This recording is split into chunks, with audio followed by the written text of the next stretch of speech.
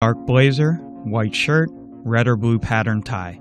This is the unchanging uniform of one of Washington's most respected insiders, and the Justice Department's pick to lead the investigation into Russia's interference in the 2016 election. The choice of Robert Mueller for special counsel has been met with unusual universal praise from both sides of the aisle. I think he's a person of great integrity. He'll be above politics. You will not push him around. Completely unimpeachable in all respects. He will investigate the matter and follow the facts wherever they may lead. From decorated war hero to crusading prosecutor to unyielding FBI director, this is how Robert Mueller came to be considered the least biased man in America. Robert Swan Mueller III grew up in Philadelphia and attended high school at the prestigious St. Paul's School. There, he captained the lacrosse, soccer, and hockey teams. Mueller attended Princeton, where he majored in politics before receiving a master's from NYU.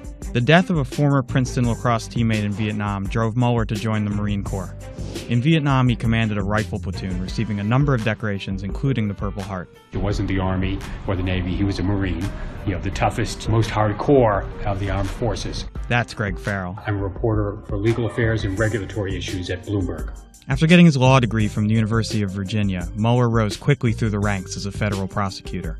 As chief of the Justice Department's criminal division, Mueller oversaw several high-profile cases, including Panama dictator Manuel Noriega, mafia boss John Gotti, and the Lockerbie bombing. Mueller had a quick stint in private practice, but it wasn't for him. He quit his job as a very highly paid, white-shoe law firm partner to prosecute homicide cases in the nation's capital. That's the dedication that you could see there. In 2001, President Bush appointed Mueller to FBI director. He is a bit of a taskmaster. He wanted to upgrade the quality of the office, and he did. It wasn't pleasant for everyone who was there, but it was something that needed to be done. The FBI changed markedly under his leadership. Exactly 1 week after starting in 2001, the September 11th attacks happened. A lot of people viewed him as being a very steady hand after the 9/11 attacks. That's Chris Strome, Bloomberg national security reporter. Reshaping the FBI to become a counterterrorism agency and also building up cybersecurity. And at the end of Mueller's 10-year tenure, President Obama moved for a special 2-year extension. Both times Mueller was nominated to run the FBI, he was unanimously approved by Congress. It was not all smooth sailing, though. Mueller's principles were put to a significant test in 2004 over President Bush's warrantless surveillance program secretly launched after September 11th.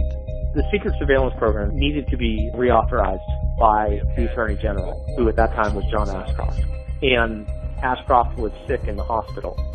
On the night of March 10, 2004, several high-profile White House officials were on their way to pressure Ashcroft to sign papers extending the program when Ashcroft's wife intervened. She reached out to Deputy Attorney General James Comey. I hung up, called Director Mueller, and told him what was happening. He said, "I'll meet you at the hospital right now."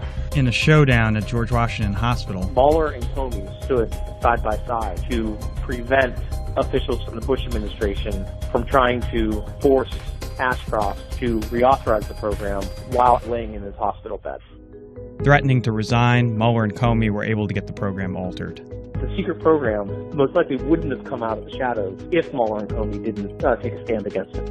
Mueller's long-standing relationship with Comey has led to questions about whether he can remain impartial in his current investigation. It's clear from his almost 40 years of public service that Mueller is dedicated to the job. You'd have to be pretty much a dead-ender to not believe Bob Mueller. And while investigating allegations of collusion between Trump and Russia may be his toughest case yet, I can't think of anybody who would be better than Mueller to do the investigation. He's had a history of standing up to power. He's had a history of standing up to presidents. It's one of the most important jobs of his life. Once again, he's answering a call to duty